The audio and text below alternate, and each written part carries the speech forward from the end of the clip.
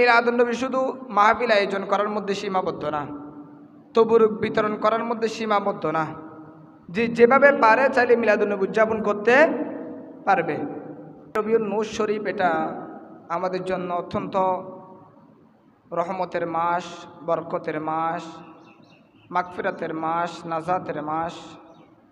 কেননা এই মাসের মধ্যে যিনি সমগ্র সৃষ্টি জগতের মূল, যিনি সৃষ্টি না হলে সমগ্র কুলকায়নাত আল্লাহ সৃষ্টি করতেন না, সেই মাহবুব সাল্লাল্লাহু আলাইহি ওয়াসাল্লামকে আল্লাহ পাক জাল্লা শানহু 570 খ্রিস্টাব্দে মক্কা নগরীতে এই মাহে রবিউল আউয়াল মাসে প্রেরণ করেছেন। বড় করে বলুন সুবহানাল্লাহ। রাসূল পাক সাল্লাল্লাহু আলাইহি ওয়াসাল্লামের আগমনকে কেন্দ্র করে, রাহমাতুল লিল আলামিন নবীর আগমনকে কেন্দ্র করে আমরা এই মাসের মধ্যে খুশি উদযাপন করি, আর এটাকে বলা হয় ঈদে মিলাদুন্নবী। বড় করে বলুন সুবহানাল্লাহ। তাহলে বুঝলাম ঈদ মানে আনন্দ, মিলাদুন্নবী মানে নবীর আগমন, মানে আল্লাহ রসুলের আগমনে খুশি হওয়া, খুশি হয়ে নামাজ পড়া, দান সদকা করা, উত্তম খাবারের ব্যবস্থা করা, অসহায়কে সহায়তা করা, এভাবে করে যত কল্যাণময় কাজ আছে, যত ভালো কাজ আছে, হুব্বে মুস্তফা যাদের অন্তর আছে প্রত্যেকে এই মাসের মধ্যে ভালো কাজগুলো করে থাকেন। বড় করে বলুন সুবহানাল্লাহ। কেউ দেখবেন মিলাদুন্নবী উদযাপন করতেছে, বড় পরিসরে মাহফিলের আয়োজন করে আল্লাহর হাবিবের শান আজমতের বয়ান বর্ণনা মানুষকে শোনাচ্ছে। আবার অনেকে দেখবেন যে খানাপিনার ব্যবস্থা করে মানুষকে খাবার বিতরণ করতেছে, খাবার খাওয়াচ্ছেন। আবার অনেকে গরিব এতিম যারা তাদেরকে কাপড় দিচ্ছেন বা ঘর করে দিচ্ছেন, তাদেরকে বিভিন্ন জিনিস দিয়ে সহায়তা করতেছেন।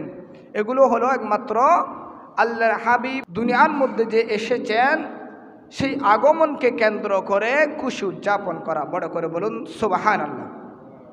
তাহলে মিলাদুন্নবী শুধু মাহফিল আয়োজন করার মধ্যে সীমাবদ্ধ না, তবরুক বিতরণ করার মধ্যে সীমাবদ্ধ না, যে যেভাবে পারে চাইলে মিলাদুন্নবী উদযাপন করতে পারবে।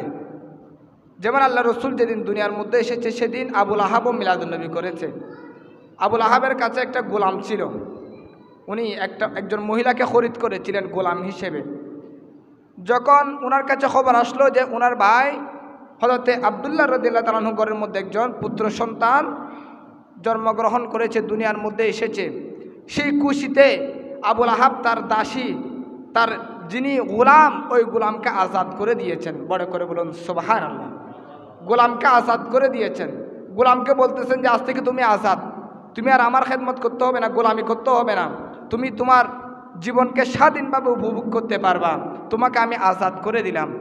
তাহলে মাহফিল বা তবরুক এর মধ্যে সীমাবদ্ধ না, চাইলে আপনি দান সদকাও করতে পারেন।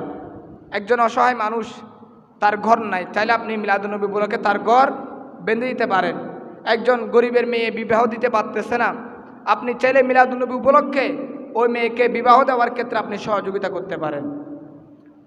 তাহলে মিলাদুন্নবীকে কেন্দ্র করে হুব্বে মুস্তফা যাদের অন্তর আছে তারা বিভিন্নভাবে আল্লাহ রসুল সাল্লাল্লাহু আলাইহি ওয়াসাল্লাম মিলাদুন্নবী উদযাপন করেন। বড় করে বলুন সুবহানাল্লাহ।